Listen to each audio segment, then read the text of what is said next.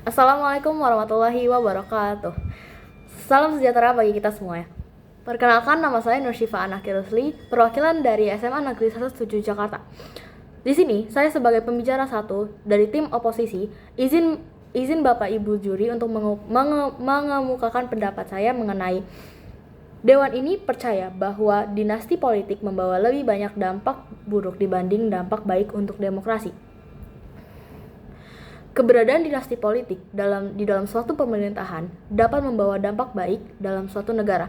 Pihak pemerintah tak seharusnya menyatakan bahwa dinasti politik hanya membawa dampak buruk bagi suatu negara. Karena yang pertama, akses relasi. Dengan adanya dinasti politik, akses relasi dari segala bidang menjadi lebih mudah. Tentunya karena pasti para pemerintah sudah mengenal atau mempunyai relasi yang luas dan dikenal satu sama lain. Yang kedua adalah tingkat kepercayaan. Dinasti politik dalam suatu negara dapat membangun kepercayaan masyarakat. Karena misalkan ada seorang mantan presiden, ia memiliki seorang anak dan mantan presiden tersebut memiliki sifat yang bijaksana serta jujur, maka anaknya yang menjadi presiden selanjutnya akan memiliki sifat yang sama dengan bapaknya atau presidennya, dan masyarakat percaya bahwa sifat adalah diturunkan dari orang tuanya. Fakta yang lain adalah adanya dinasti politik tidak sepenuhnya melanggar demokrasi, karena selama mereka dipilih oleh rakyat melalui proses atau prosedur yang sah, maka tidak akan melanggar demokrasi. Tim Pro mengatakan dinasti politik melanggar demokrasi. Namun, apakah mereka tahu apa itu demokrasi? Mari kami jelaskan apa itu demokrasi. Demokrasi adalah suatu sistem yang berpihak kepada keputusan rakyat. Jika rakyat memilih, maka itulah yang dipilih dan sah. Pemerintah membutuhkan suara rakyat, maka jika rakyat memilih, pemerintah tidak dapat menentang pernyataan atau pilihan yang sudah dipilih oleh rakyat. Contohnya seperti mantan presiden yang disebutkan oleh tim pro atau tim pemerintah.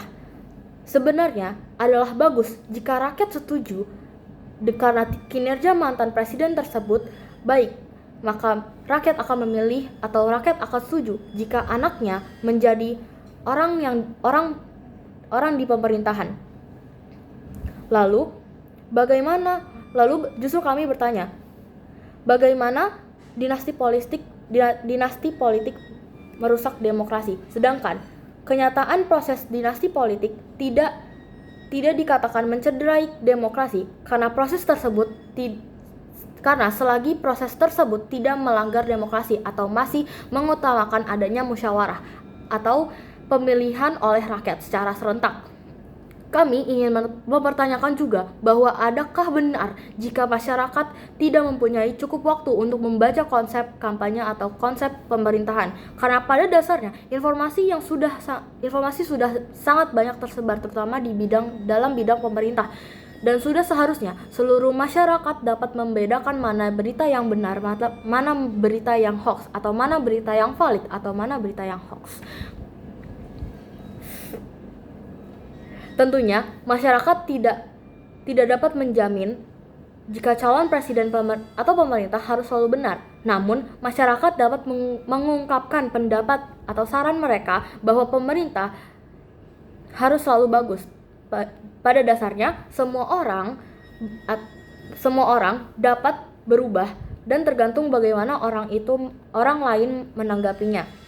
Demokrasi tidak akan mati selagi suara rakyat masih dibutuhkan, dan banyak sekali negara-negara yang masih membutuhkan suara rakyat. Pada konsep demokrasi, suara rakyat sangat penting, dan pada konsep ini juga suara rakyat memegang atau menduduki kasta tertinggi dalam pemerintahan.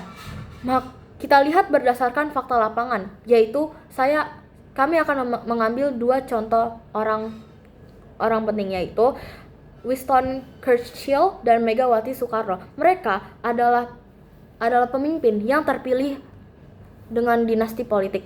Namun, kepemimpinan mereka sangat bagus. Hal ini membuktikan dinasti politik tidak berpengaruh. Namun, yang berpengaruh adalah cara kepemimpinan seseorang atau cara memimpin seseorang. dan bagaimana orang itu mempengaruhi orang lain atau masyarakat. Kesimpulannya, dinasti politik memberikan dampak yang baik bagi pemerintahan, atau dinasti politik dapat memberikan dampak baik bagi pemerintahan, yaitu 1. Tingkat relasi. Dengan adanya dinasti politik dapat membangun perekonomian negara, karena dalam dinasti tersebut pastinya mereka memiliki relasi yang sangat luas dan mereka gampang mengenali orang-orang tersebut dengan baik, sehingga kegiatan ekonomi yaitu penawaran dan permintaan dapat berjalan dengan baik. Yang kedua, dinasti politik tidak melanggar demokrasi selagi demokrasi itu masih mengutamakan suara rakyat dan suara rakyat menduduki kasta tertinggi dalam bidang pemerintahan maupun bidang-bidang lainnya. Yang ketiga, masyarakat dapat atau memiliki hak sepenuhnya untuk memilih pemimpin yang baik, dan masyarakat sudah seharusnya membedakan mana hoax, mana informasi yang valid.